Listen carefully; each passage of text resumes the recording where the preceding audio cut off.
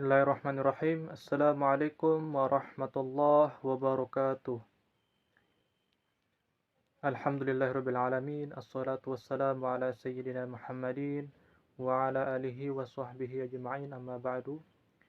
Yang terhormat kepada Bapak Hervin Yogi Pradikta MHI selaku dosen pengampu mata kuliah Filsafat Hukum Islam. Saya Farhan Hudawijaya, NPM 2021020239, Prodi HTNC semester 4. Pada kesempatan ini saya akan menyampaikan materi tentang pembaruan hukum Islam dan tujuannya. Baiklah, langsung saja saya akan membahas materinya sebagai berikut. Pembaruan hukum Islam terdiri dari kata pembaruan dan hukum Islam. Pembaruan berarti modernisasi atau suatu upaya yang dilakukan untuk mengadakan atau menciptakan sesuatu yang baru. Sedangkan hukum Islam adalah sekumpulan daya dan upaya para fuqaha dalam bentuk hasil pemikiran untuk menerapkan syariat berdasarkan kebutuhan masyarakat. Dalam hal ini hukum Islam sama dengan fikih, bukan syariat.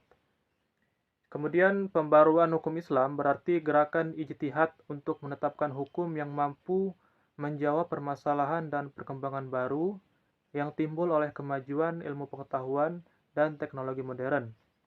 Baik menetapkan hukum terhadap masalah baru untuk menggantikan ketentuan hukum lama yang tidak sesuai dengan keadaan dan kemaslahatan manusia di masa sekarang.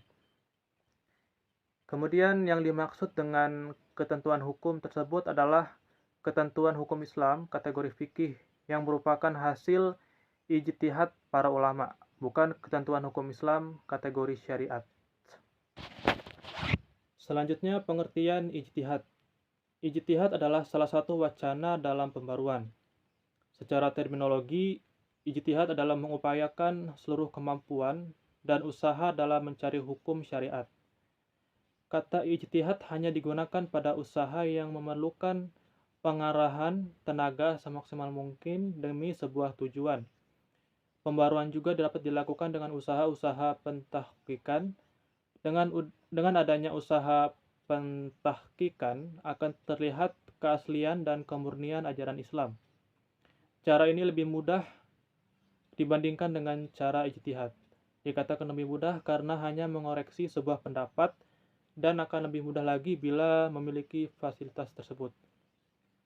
Kemudian menetapkan ketentuan hukum yang mampu menjawab permasalahan dan perkembangan baru itu mengandung dua unsur. Unsur yang pertama yaitu menetapkan hukum terhadap masalah-masalah baru yang belum ada ketentuan hukumnya, seperti bayi tabung.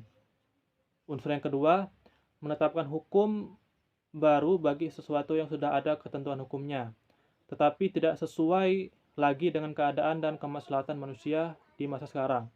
Contohnya, ijtihad ulama sekarang ini telah memperbolehkan perempuan menjadi pemimpin atau kepala negara, padahal ijtihad ulama terdahulu menetapkan bahwa perempuan tidak boleh menjadi pemimpin atau kepala negara. Selanjutnya, tujuan pembaruan hukum Islam.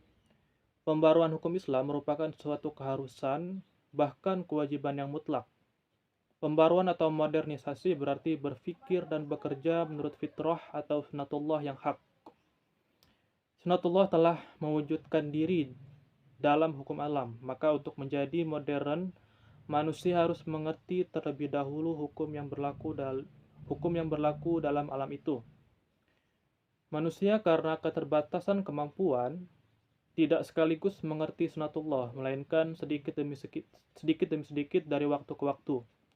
Sejak awal hukum Islam sebenarnya tidak memiliki tujuan lain kecuali kemaslahatan manusia. Ungkapan bahwa hukum Islam dicanangkan demi kebahagiaan manusia lahir batin dan dunia ukhrawi sepenuhnya mencerminkan kemaslahatan manusia itu. Demikian penyampaian materi saya tentang pembaruan hukum Islam dan tujuannya. Apabila ada kesalahan dan kekurangan, saya mohon maaf. Wabillahi taufiq wal hidayah. Assalamualaikum warahmatullahi wabarakatuh.